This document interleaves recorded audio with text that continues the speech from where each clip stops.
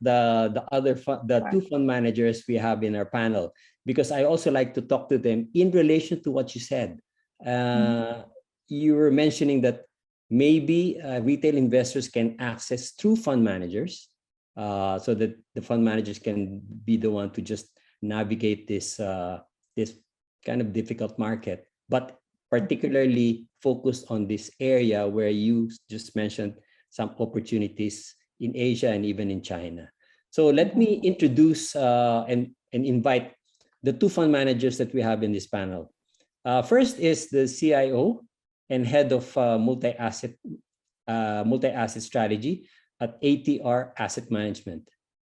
Good friend of mine, Ms. Sandra Araulio. Thank you very much for joining us. Good afternoon. Thanks for having me. Yes, yes. And also we have the other asset manager that we invited joining us in the panel is Mr. Paul Lu of Manulife Investment Management. He is the head of Wealth Solutions of Manulife and is responsible for products and strategies for all offshore funds. Hello, Paul. Hello. Hi, Marvin. Hello, everyone. Yeah. Hi. So after that discussion of Clara, maybe I'll start with you, Sandra. As the CIO and head of multi-asset strategy of ATR, given what you have seen in the market so far, and I don't know if you agree with Clara that the area of opportunity is probably in Asia or probably in China. I don't know what you believe, but where do you think retail investors can hide or even at least manage their portfolios better? Okay, that's a loaded question, but I actually want to acknowledge how it's always very enriching experience now whenever we deal with our global partners, because it actually at this point it's validating a lot of what we're doing on our multi-asset strategies, and that is to hide in cash. We're able to do that. We're able to do that because we're very, kumbaga, in the past years, there's always been this debate around actively managed passive funds. So this is really, despite the doom and gloom, this is the time for when actively managed funds have a chance to shine. And in ATRAM and our on the feeder funds that we have on deck, our discretionary multi-asset strategies, we have expressed that view around, anchored on what's going on globally, whatever the driver is, whether it's driven by macroeconomic considerations or even sentiment, headline news. We believe that it's being able to pivot and act and be nimble in managing an entire portfolio that allows for steady performance, less up and down movement over the long haul. In fact, I would say that we're pretty excited in this environment because we were able to anticipate the drawdowns and have dry powder. And in fact, we've been deploying to China, as Clara had pointed out, or Asia markets. Anecdotally, I just want to point out the feeder fund, the ATRAM the ATRAM Equity Opportunity Feeder Fund, which feeds into the JP Morgan Asia Equity Dividend Fund. That's complicated. Yeah, medyo but basically it's an Asia dividend strategy. And within ATRAM, we have a process for choosing which target funds our feeders will be invested in. And apples to apples, year to date, it's like it's still down 5%. But you compare that with local markets down 11% year to date, doble. So it's a third of the drawdown, and that's because within the fund itself, the manager can make those active decisions. So you actually diversify in cash just to protect the funds. And I guess the retail investors can also consider having cash in their portfolio, maybe money market, and then mix it up with all of this Asia or China Yes, funds. but I think maybe in this environment there are there are funds that can be active inside the fund so that the investor doesn't have to worry about trying to time the markets themselves, no? In a way, that's the value add of a multi-asset strategy or a multi-asset fund. The other interesting fund that we have as a in our global feeder funds is multi-asset income fund that also feeds into a JP Morgan income strategy, multi-asset, and it's also less negative than our own. I would say -7% year to date. Not bad at all considering where everything else is, and also even just pure bonds. Global bonds are down like 13.5%. So that really I think it demonstrates the advantage of being well diversified. The problem is it's hard to be very tactical on the diversification. Over a long term, as an investor, depending on your investment objective, you set your allocation. For example, it's a retirement fund. I have 20 years to retire. I can be more aggressive in my overall portfolio. I can do like I don't know, 60% equities, 40% fixed. Pero in the interim, like now, it doesn't hurt to outsource the entire active allocation to a multi-asset fund. So multi-asset is really more diversified. Kaya lang nga, negative din yung sinasabi mo. So it's really very hard to get into something that's really negative. So that's why I'm asking. Oo, I mean kasi syempre it's a matter of anchoring din eh. Of course, if you just look at things year to date, it's going to look negative. And there are many things that had already taken place, diba? But I guarantee a year from now, these multi-asset strategies will have at least recovered because at least on the I'll talk about local strategies, no? We have the Atram Philippine Balanced Fund. We're super we have a lot of cash and we're starting to deploy in fixed income now. Philippine fixed income. And in the 6-month horizon, we expect a total return of, I don't know, let's call it 5% in 6 months. So that kind of, the worst thing investors can do now really is to sell now. Kasi tapos na yung move eh. It depends on what you're invested in. There was a question earlier about the S&P 500. If that's your exposure, it's halfway done. So maybe, but then again, I would go back to why did you invest in that in the first place? No? There are a lot of reasons for why it went up last year. It's unwinding now. If you caught it at the top, then you're better off just take the hit and reinvest where it looks better in the short term, like 6 to 12 months, and that's looking like more fixed income, more Asia ex Japan equity, more local bonds. So that's where the active asset allocation decisions really come in. Yeah, so what I like what you said, kanina, is that if you have cash, you have available cash there in your portfolio. While you're down, part of your portfolio is down, you can redeploy now that cash so that you can recover at least for the next 6 months or maybe the next 12 months. Yeah. I think that's the one I can get from what you said. Yeah. Thanks.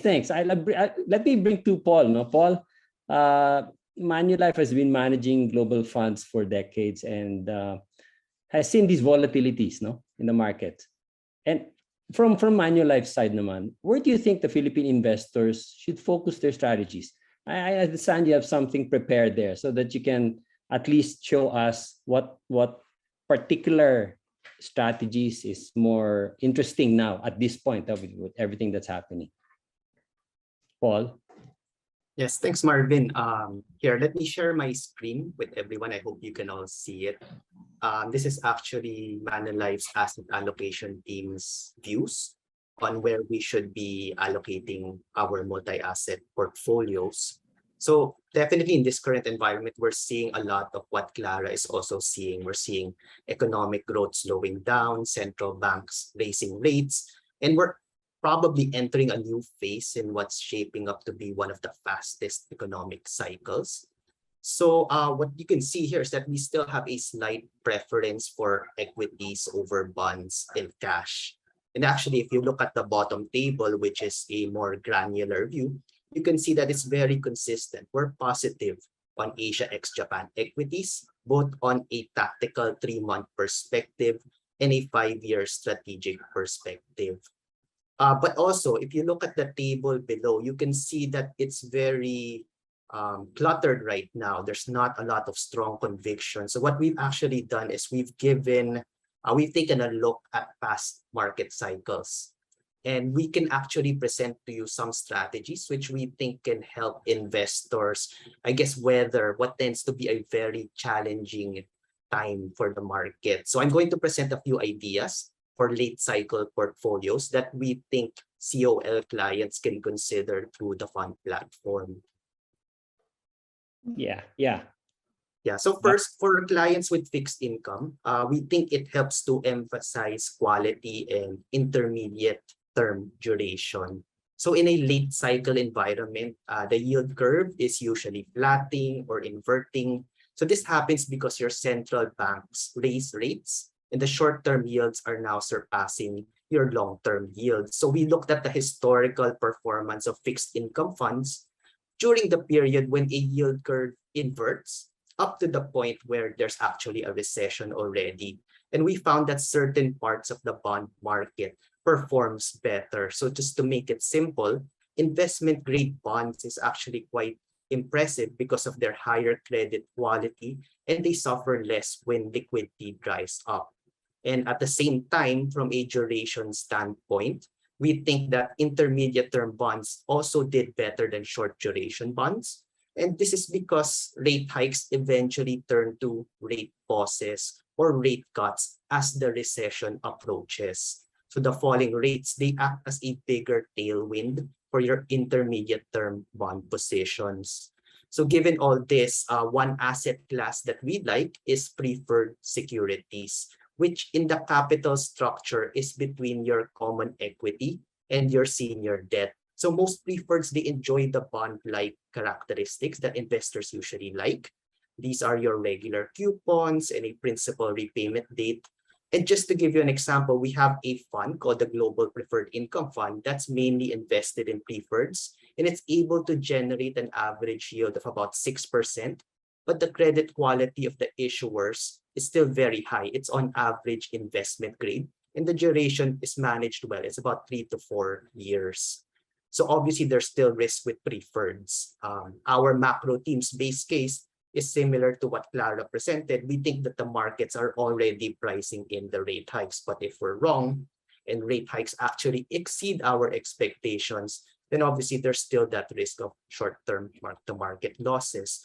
There's also the risk of defaults for preferreds, but we think that's actually quite low. Again, this is mitigated by having very high quality issuers. And the default rates historically is just like 0.3%.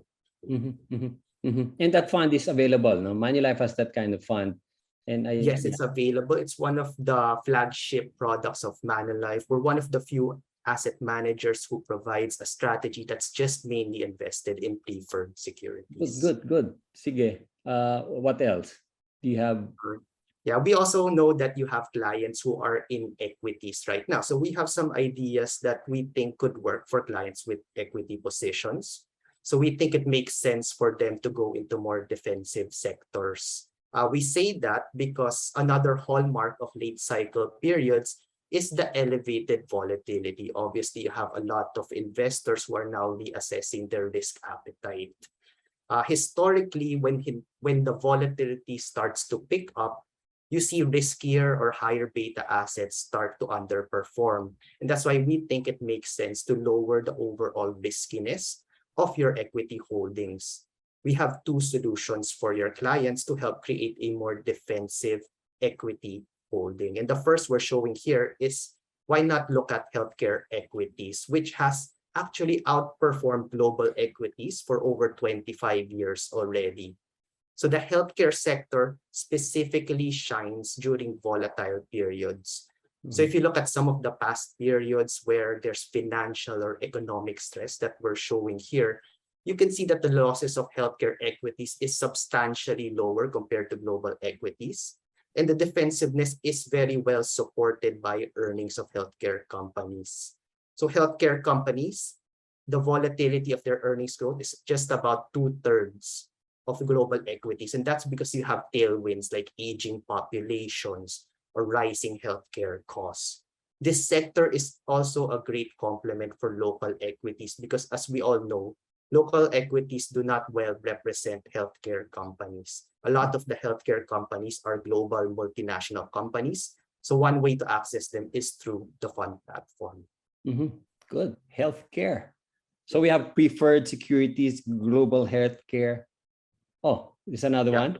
Just one more idea from us. Again, for those who are invested in equities, we think global REITs is another defensive equity position.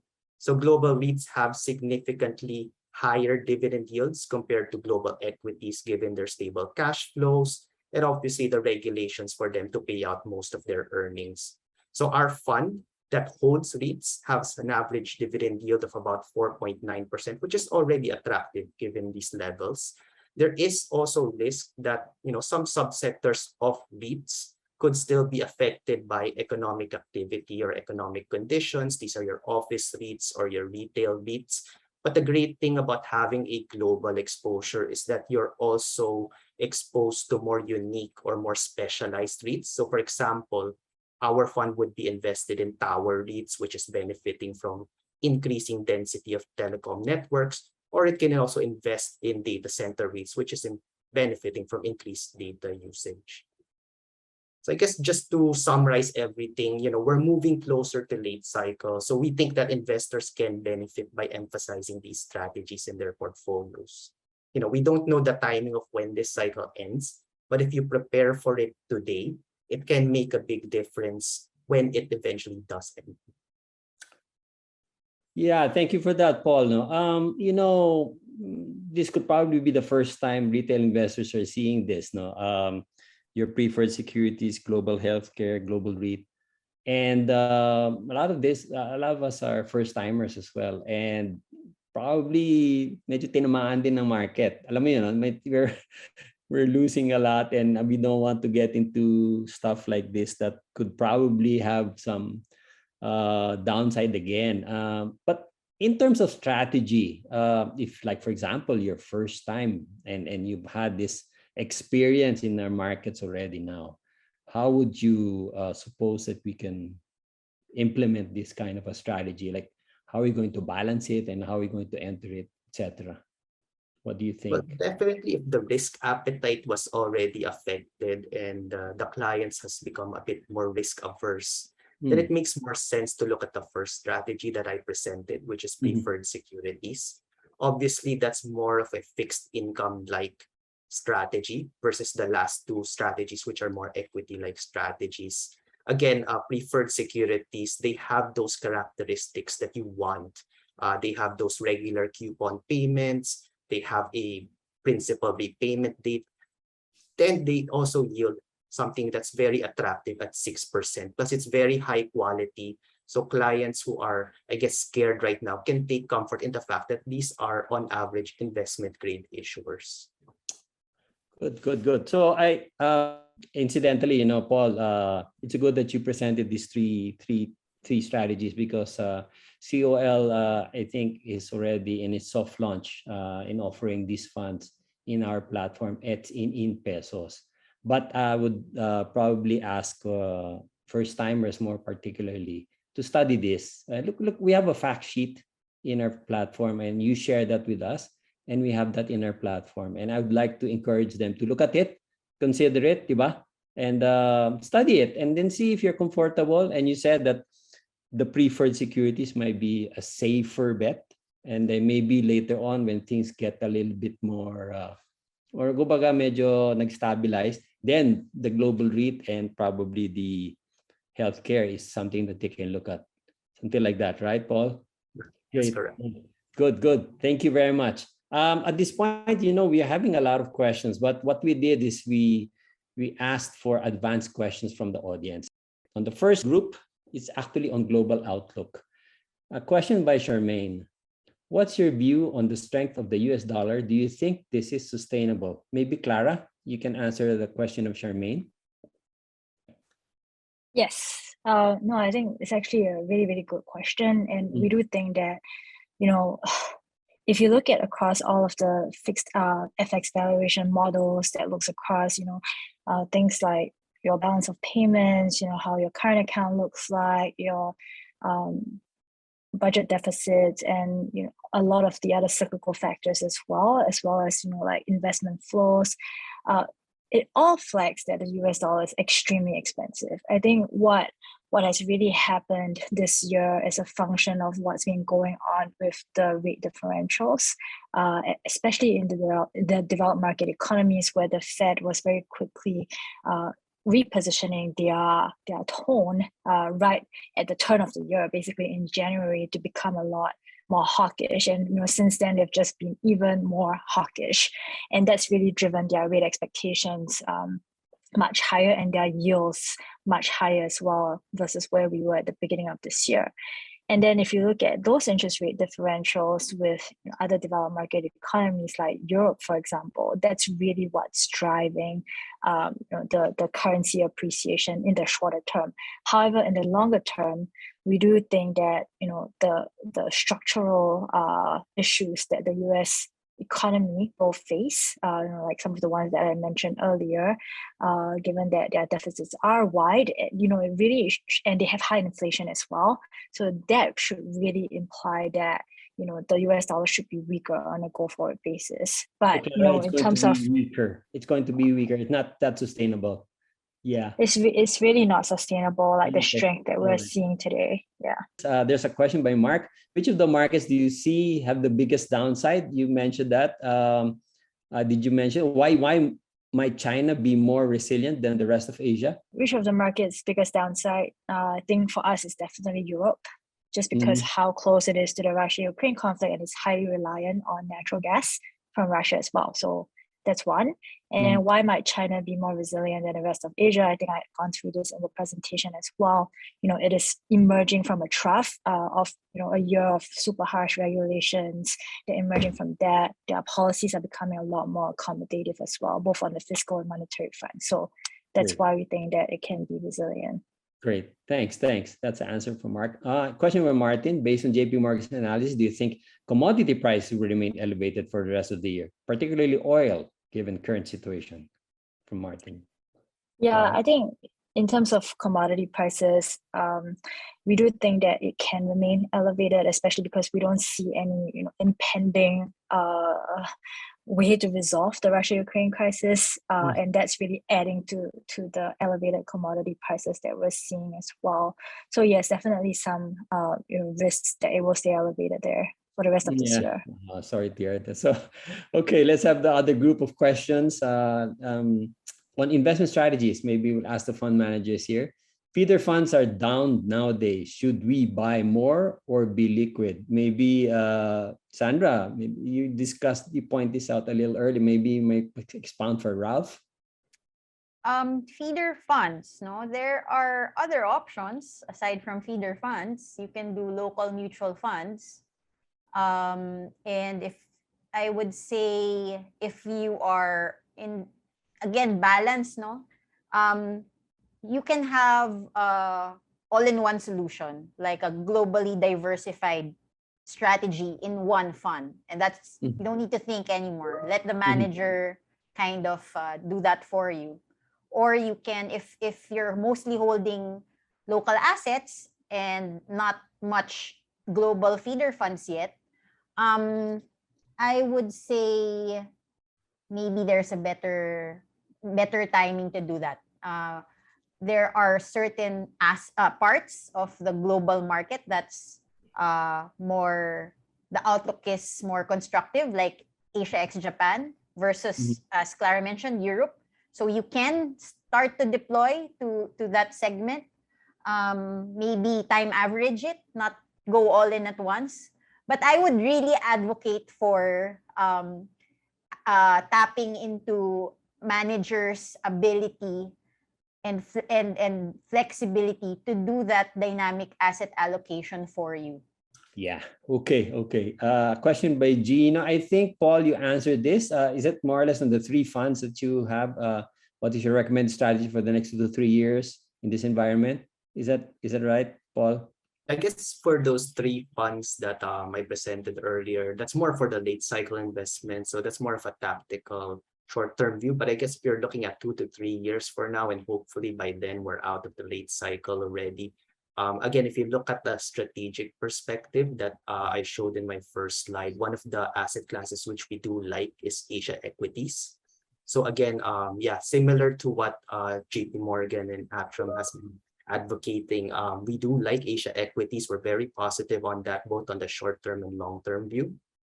We have some funds as well that's invested in Asia equities, as well as some country-specific funds in China, India, and Philippines. So those are some countries and regions which we're quite positive in for the next 2 to 3 years. Good, Paul. That's also, I think there's a question here by another Paul. I think that's related, right? Considering the challenges, where do you think the biggest opportunity? This is what you're saying, with moderate risk, I think, on the global markets that cover, and how would you position portfolio between equities and bonds? It has something to do with the preferred securities that you mentioned, right, Paul? Yeah, it does. I think for Manulife, the view is still to have a slight overweight in equities versus bonds or cash, definitely not cash, sorry. But I think given the moderate risk view of Paul here, it should be a balanced view. He should be diversified in both asset classes and not just lean into one just because of the positive view. Okay, thank you. Let's have another group of questions. I think we have a couple more on global outcomes. Question by Ken. How worse and how long is the effect of possible US recession to the Philippine stock market? Who can answer that? Either maybe Sandra, or can you do that? Yeah, sure. I can take a stab at that. We talk about this every day when we do our huddles. Actually, because of how connected the global markets are and global economies, it's inevitable that there is a correlation to how our own economy might perform when the biggest global economy goes into a recession.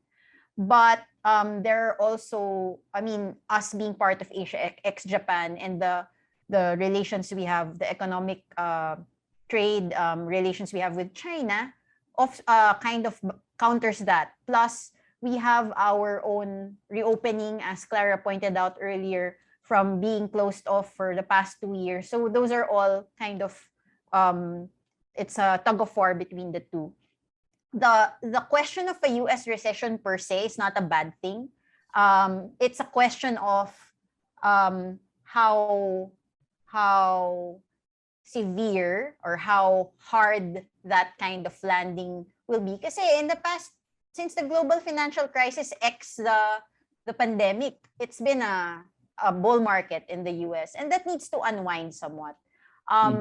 The strong labor markets are also showing that the economy is too hot, and it is the mandate of the central bank policymakers to cool it down by raising rates, etc. What is the technical definition of recession anyway? It's a slowing of growth and somewhat elevated inflation. So that's already where we are. It's a question of how much worse can it get from a slowing of growth standpoint, and how quickly will the Fed be able to rein in the kind of 40-year high inflation that's being seen in the US. I have to also point out that it's not just the economic activity that's causing high inflation. Everywhere, because of supply constraints, because of the pandemic, especially, even in our own backyard, that is a concern. It's not necessarily because economic activity is heating up in the Philippines, but it's more of input costs are high due to limited supply.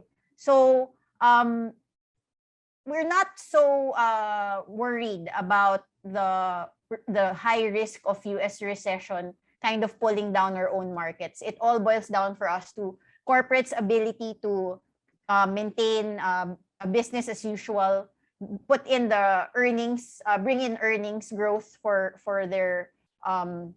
these companies, and relative value. The Philippine market is the cheapest it's been since you would know this better, Marvin, but I know decades. I mean, for the last decade, it's been super cheap. Foreign ownership is so low, no? And back in 2018, when the market was trading at 21 times PE, it's as if it's gonna stay there forever.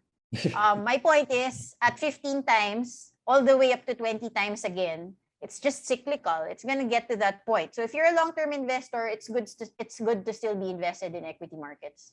Yeah, hopefully so, Cassandra. And we will be discussing the local equity market after this panel. But let us try to answer maybe this last from Harvey. Given the recent sell-off across the different asset classes, what do you think is the market pricing in? Maybe Clara, what do you think they're pricing in already in this market sell down?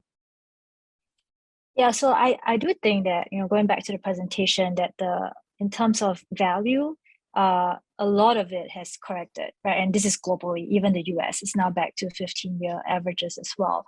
But there are other components to equity returns as well. And one of the most important ones that Sandra had mentioned is earnings, right? And if you look at earnings expectations in places like Asia, Japan, people are not expecting much, which is why the ability to surprise is more. And then if it surprises more, that's typically when you get better performance from that component of returns. But if you look at places like US, for example, where it's still pricing in close to a 10% earnings growth expectations for both 2022 and 2023, I think the risk that there's a disappointment if there's a recession in the earnings part is going to be slightly higher. So, from that perspective, okay, valuations have all come down, but who is going to disappoint in earnings? Right? I think it's more possible that developed markets will disappoint versus, in places like Asia, ex-Japan. So that's on the equity side. So basically, they have priced in the valuation, at least, right? The overvaluation, but they haven't the market has probably been pricing in disappointment. Earnings. Right. Okay, thank you very much. Do we have other group questions, or can we do maybe a couple of live questions here, ladies? Do we have a live question from the audience that we can take before we let this experts leave? Maybe from Monzen. How do you deal with markets when all products move the same way, which is against the usual mantra of stocks down, bonds up? Yeah, all the markets are going down, even bonds, even stocks.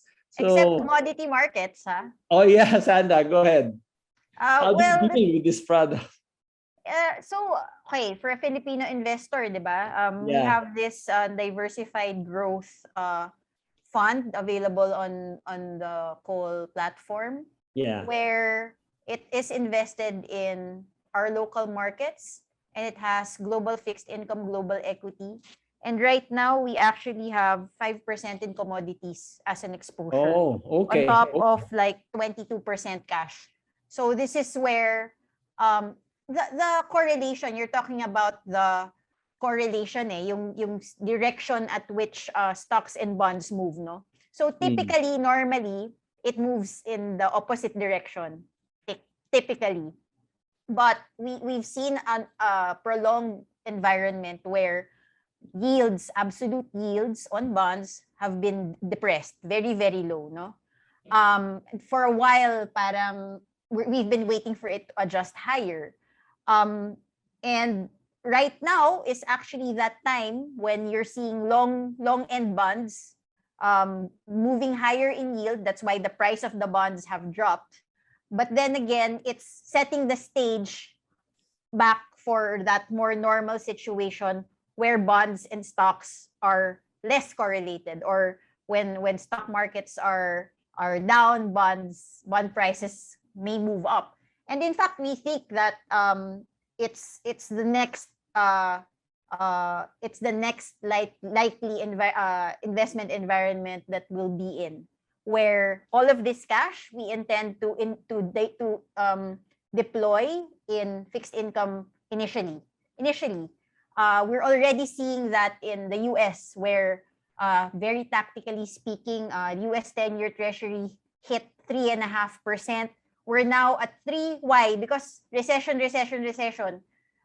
All of the recession talk is causing investors to flood to safe haven bonds, and it's pushing yields down, which is pushing prices up. So within the longer periodicity of maybe stocks and bonds seeming to move in the same direction, there are windows where it behaves differently. So, but over the long, at least year to date, commodities have shown that negative correlation to both stocks and bonds. And again, when you have a fund that has the flexibility to go after those kinds of investment opportunities in a timely manner, then as an investor, you can be more you can be less anxious about the daily pricing of your investment holdings. Yeah, so it's really a weird market now. No, so it's not really a normal market. So let's have another one, but maybe in the interest of time, let's just get this one because we have another panel. Anyway, a question from Jason. I have a question for global funds that are now offered in pesos. Are we also protected if peso will be weaker? Example, if the preferred bond fund yields 6% and if $1 will be 110, what will be 110 pesos? Will it also be 12% for us? Jason, I think, Paul, can you try this, answer this? Yeah, currently the global funds that Manulife offers are all peso unhedged products. So we don't do any hedging on the share class level. So what happens is that the base currency of the investments is US dollar, and you are a peso investor, so you are exposed to the movements in the Philippine peso. The good thing is that obviously in the past few years, when the peso has been weakening, that's actually benefited the performance of the peso unhedged class versus the performance of the US dollar share class. So it works both ways. We'll work on solutions that could possibly mitigate this foreign exchange risk. But for now, there is that exchange rate risk in our global funds when investing in Philippine pesos. No. I mean, I think the question is, if you're in peso and then it buys global, then you convert it in dollar, right? But if the peso depreciates now to 110, there's going to be a gain in the dollar investment. I think the question is, you have a yield of about 6%, and then you have another yield of 12% on the exchange. So you have more or less 18. I mean, it's simply mathematical. Hypothetical, yeah. Hypothetical. Tama, Paul. So if you're buying it, diba? So you gain on the investment itself plus the exchange, because yung peso namin, pag bumili kami ng fund nyo, papalitan nyo in dollar, and the dollar now will be more valuable. So parang ganon, right? Yes. So it's more beneficial if the peso weakens, di ba? Tama ba?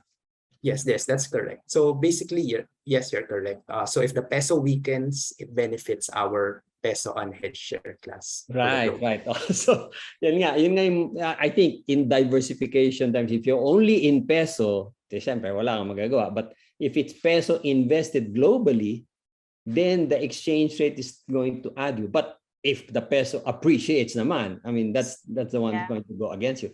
Tama. All right. Sige. It's very important to have a view on the currency also, no? There was a question earlier on currency, and Clara answered it from a broad dollar standpoint, where the dollar strength may be peaking, but locally we're at 55, bilis ng galaw. It can go to 60, but the likelihood of that is less than seeing it back to I would say 53.75, closer to fair value, we think. Right. Okay. Thank you. Maybe at this point, maybe I'll ask you guys to just say last few words before I let you go, because we're just running out of time. We have another panel. Let's just ask our ladies first to say last few words about maybe to guide our customers better. Maybe Clara, your opportunity, and then I go to Sandra for the strategy, and Paul. Yeah, I mean, I would really encourage all the investors on, this call to really consider all of the other opportunities that we've presented in the past 1.5 hours or so, and to really stay invested, because once you miss, you think that you can time the market, but timing the market is actually very difficult. And historically, what people have been rewarded for is the time in the market, not timing the market. So I think there obviously are different things you can do in different economic regimes. We've presented some to navigate through late cycle. So I think really go back, review your portfolios, and think about how to stay invested over the next 12 months or so. Right. Thanks, Sandra. Well, I think there's maybe on fees, no? I mean, I was looking at the questions, and there's a question on why are feeder fund fees higher? You're paying for a lot of things. You're paying for the operational side, how it's run, how it's administered. You're paying for manager skill. So it's very important to be discerning in choosing which funds you will be invested in. And even us, Manulife, Atram, we offer feeder funds, but these feeder funds have underlying target funds, and that's important. You have to understand what the manager's process is in choosing these underlying target funds. And at least in Atram, I can say that we have a framework in place. So we actually worked with JP Morgan on this. And it does justify, the fees do justify the active management that you're paying for, especially in times like this. If you had been invested in ETFs and passive funds, it would be painful. That's right. And it makes it more efficient, right? I guess if you pay for something, it will help you in terms of convenience, access in pesos, even access in pesos. Right? If you have to do everything that the fund is doing for you, it's gonna cost you more. That's right. So I guess let's try to maximize that benefit and opportunity. Thanks, Sandra. Paul? Yeah, I guess for Manulife, we're happy that we've been able to provide several unique investment solutions for our clients. As you can see, as we're entering this very challenging period, it's great to have some strategies which we can use to prepare our portfolios for this challenging period ahead. I guess also on the fees, since we also have feeder funds that invest in target funds, I guess the good thing about Manulife is that a lot of our feeder funds invest into Manulife Global Funds. And what we can say is that those Manulife Global Funds are zero management fee share classes. So what you actually see on the feeder fund charges is more or less the total expense ratio of the UITFs. Yes, thank you very much, Paul, for those clarifications. Once again, thank you for Sandra, Clara, and Paul for this widening the information that we can provide the retail investors and making them access it. And by the way, we are in COL putting all of these funds in the platform for you to access, but as well guiding you through the fact sheets and through the seminar webinars so that you can be properly guided. But read it first, try to understand, try to pick it up a bit, and then diversify your portfolio through these avenues. Thank you again.